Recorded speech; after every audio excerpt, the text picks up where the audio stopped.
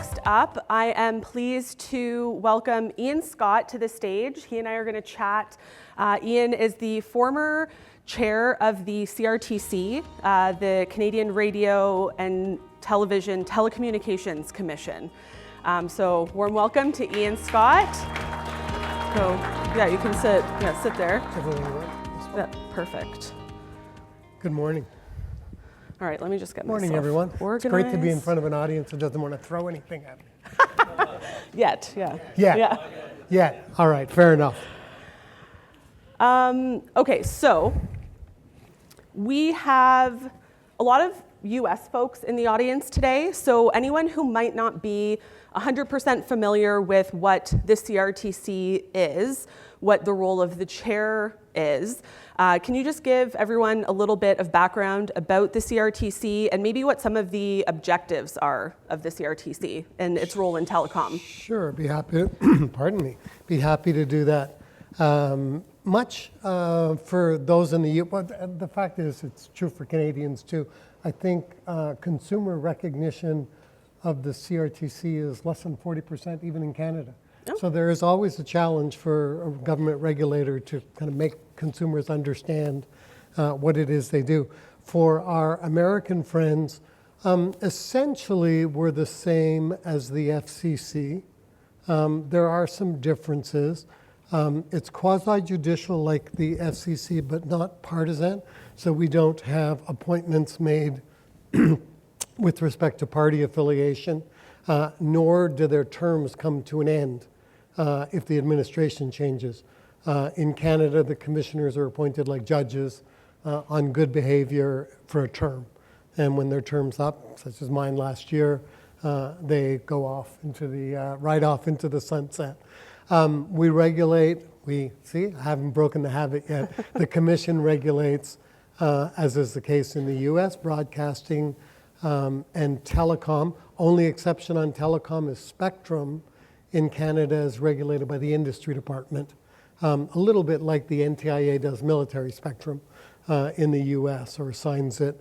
And what I have often referred to as the third leg of the commission, which is called the Compliance and Enforcement Branch, which relates to unsolicited communications. And that's the part that I think is the least known and least covered from a media perspective. So three sort of pillars, if we want to call them, or legs of the CRTC: telecom, broadcasting, and what we'll call unsolicited communication. Mm-hmm. Obviously, pretty much everyone in this room is focused on trying to protect consumers, protect them from unwanted and unsolicited communication. So how does the commission actually look at unsolicited communication from a regulatory perspective? So it's interesting because the area of activity from a regulatory sense isn't that old. I mean, the legislation in Canada called CASL, the anti-spam legislation, isn't much more than a decade old. And really, if you look at the sort of time trend, it started off as legislation that was meant to deal with email spam. That was where it started, and that was the regulator's focus. It went from there to increasingly look at calling. So the commission, as similar to many countries, developed a do not call list. And one of the reasons why the branch of the commission is called Compliance and Enforcement is the emphasis has been on compliance. So it was about educating both consumers and educating business to create an environment where unsolicited or unwanted calls would be overseen. One of the distinctions I always like to make at conferences such as this is often the questions are about, but what about fraud? What about various, illegal or unethical practices? And the fact is that regulation doesn't deal with those. Criminals generally don't abide by rules. It's kind of the essence of being a criminal. You're not interested in rules. So you're really focused on the legitimate industry. Right. So it's evolved over time. The activities there kind of focus in three areas. One is the policy-making area. So it's there where they came up with a do not call list. And then they would identify those who are legitimate businesses but who are not following the rules, and they would inform them and try and educate them. If that fails, it moves to the enforcement side, and they would take action to compel compliance with the rules. Over time, that led to more of a focus on calling. So the commission developed with the industry, and we'll come back to that theme, I think, being able to block malformed numbers as they came in. When you get international calls that have 1, 2, 3, 4, 5, 6, 7, 8, 9, 10, 7, 8, 9, obviously they're not legitimate, so they were reduced in frequency. Eventually we get to stir shaken, which was developed both in Canada and the United States, again to give consumers some confidence about what is a legitimate call and what might be fraudulent. And more recently, I think work done on call trace. And behind all of that is also, if you want to call it, an intelligence or data gathering component, where the commission is looking at the industry and looking at the trends.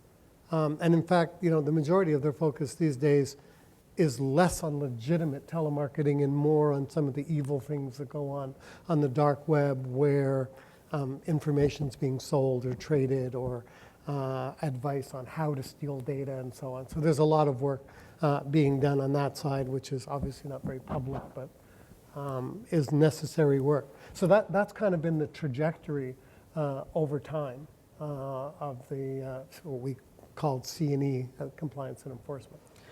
So I do want to talk about CASL for a minute. In the US over the last few years, there's some questions as to where certain types of messaging falls under the US equivalent of CASL, TCPA. Mm-hmm. So things like RCS and RBM and anything OTT. And I can't remember if TCPA calls out a text message specifically or if it's SMS, but either way, those channels, technically, they're not the same. So how does regulation keep up or not with technology, and how important is that? Boy, it's a great question, and the answer is it doesn't. It's one of those double-edged swords. When they and we've gone through recently in Canada some legislation looking at, now there's one in front of our Parliament on online harms, and the debate is often, well, how specific and how detailed you get in the legislation, and what do you leave to the discretion of the regulator? And depending where you are in the political spectrum, there's sometimes more or less trust in a regulator, and more or less trust in legislators. The problem with being specific is that it quickly becomes outdated. If you use, as the US has done, it said text messaging, if my memory serves me correctly. So then you get a question, as you just raised, well, is this a text message? What is a text message? If it's on a different platform.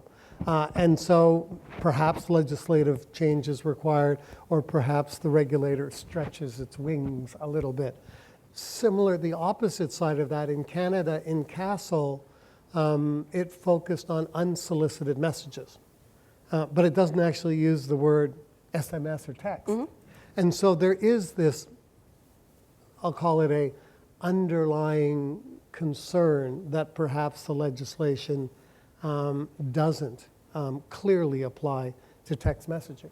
And so the Commission has been less active in terms of enforcement, unlike the FCC has been very focused on this in recent months and years.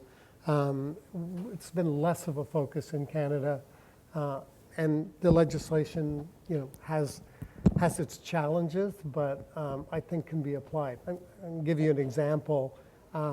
When we talk about AI, the Commission allowed one of the large telcos in Canada to develop on a trial basis an AI approach to screening out unsolicited calls. And they did it on a trial basis, and in fact it was very successful, and then the Commission approved it. And I'll come back to this in terms of industry working with the regulator to produce a desirable result that doesn't involve the regulator having to be engaged in prescriptive or from your perspective, invasive activity. And it's reducing, it's clearing out, if you will, something like 2 billion calls a year. Just one AI, app.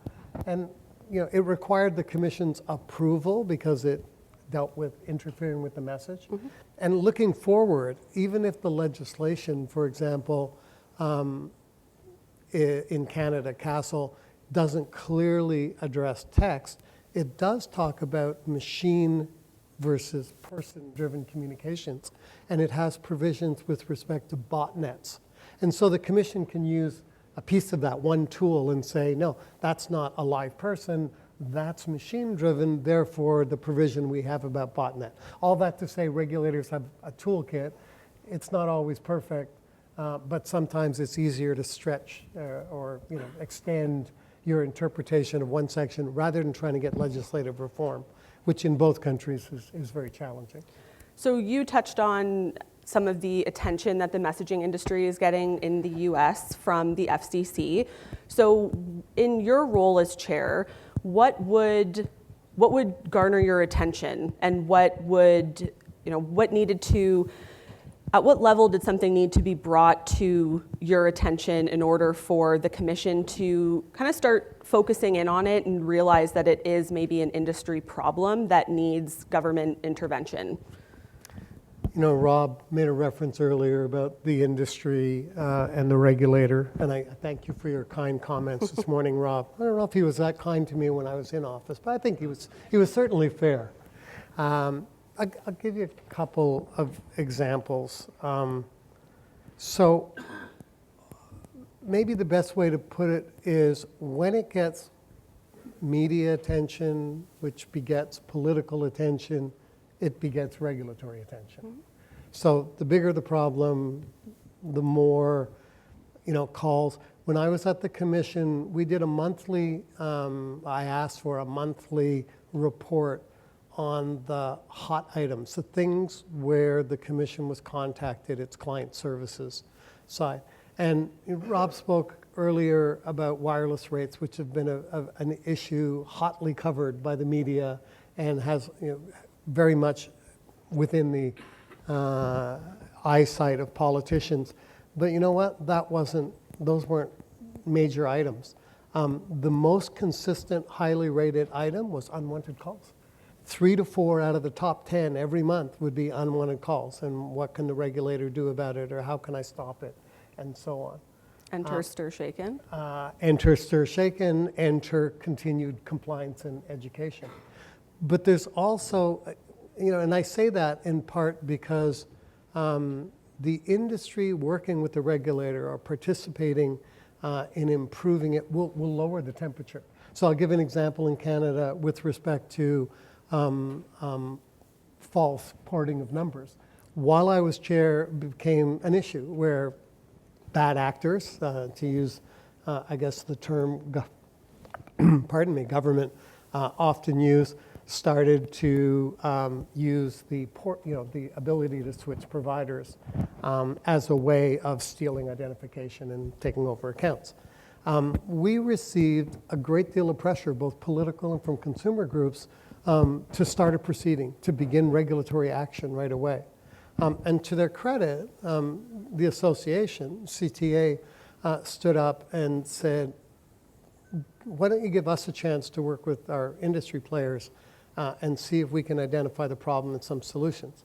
And we did. We waited, and we watched the numbers, and lo and behold, the industry self-regulated. They fixed the problem, fixed in the sense that the numbers started to go down, the systems were intact. Another example would be short code.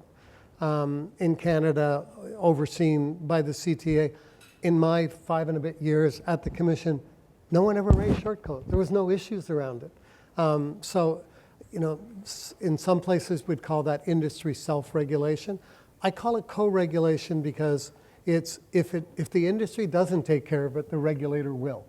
And so it's in the industry's best interest to solve problems before they reach that boiling point, but also work with the regulator in terms of giving it reliable data, sharing it. There's an old line I used to use, The expression to a hammer, everything looks like a nail. Well, to a regulator, everything looks like a problem to be solved. But it doesn't need to be that if the industry can take the necessary steps to reduce the temperature, get it out of the news, make it less of a present consumer issue. So when we talk about this co-regulation model, which I really like that term, when we think about what's happening in the US, like I mentioned earlier, everyone in this room is playing a really crucial role in trying to protect consumers. As an industry, so from your regulator perspective, as an industry, what can we do to better inform the regulator and policymaker about the work that we are doing today? Again, great question. And a good point. I mentioned earlier that the division or branch of the CRTC is called Compliance and Enforcement.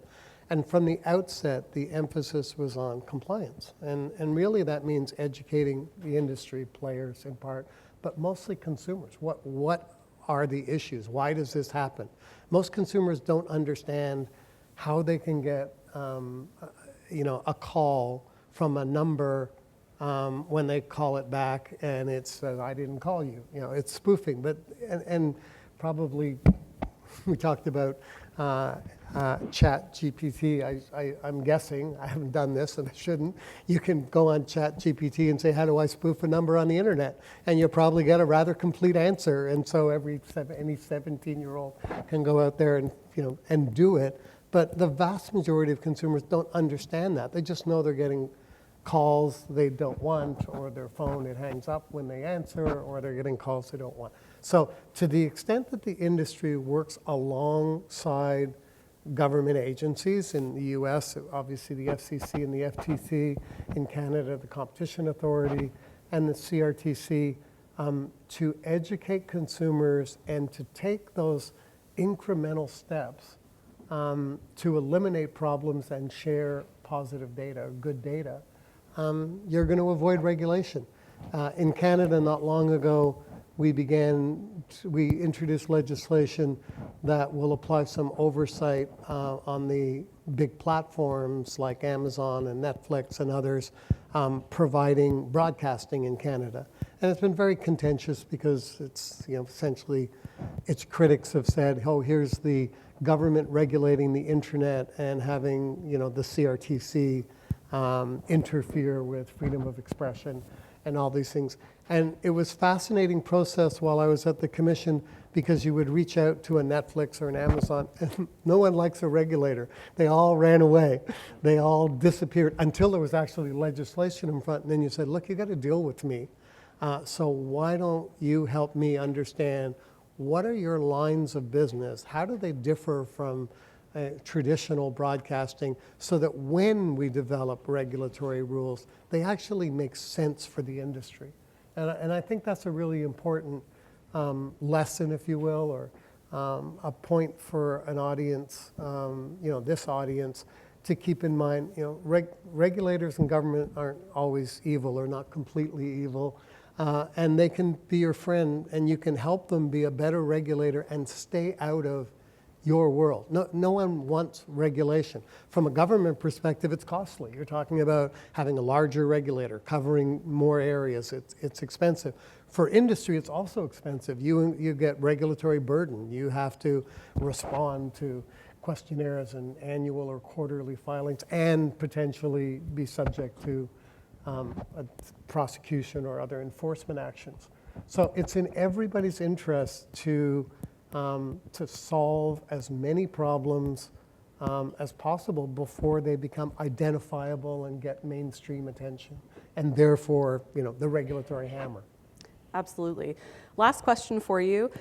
Just reflecting on your time as chair, what's a career highlight for you?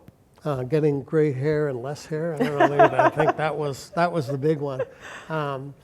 One I am proud, maybe the wrong word. I'm happy that while I was there, we really focused in raising the level of knowledge and understanding about what the commission could and couldn't do about unsolicited messaging, and began to educate the public about there's legitimate messaging, and that's fine, and it helps you. It's effective.